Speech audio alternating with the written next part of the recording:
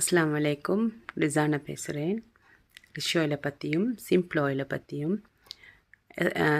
ஒந்தேரா சோப்பை பற்றியும் சொல்கிறதுக்கு என்னோடய ஃபீட்பேக் என்னென்னா, மாஷா அல்லாஹ் எங்கள் வீட்டில் 4-5 பேர் இருக்கிறோம்.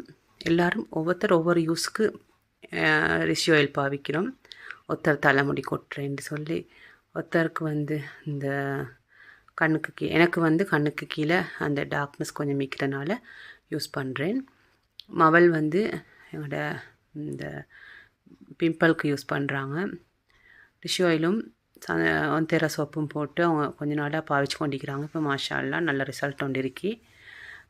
சிம்பிள் ஆயிலை பற்றி சொல்லணும்னா, என்னோட சின்ன மகன் ஃபுட்பால் விளையாண்டுட்டு அங்கே வலி இங்கே வலி, அந்த ஜாயிண்ட் வலி, யார் என்ன வலி ஒன்று சொன்னாலும், கழுத்து வலியோ இல்லாட்டி ஜாயிண்ட் வலியோ சதை பெரண்டு உழுக்கு அப்படின்னு சொல்லி என்ன சொன்னாலும்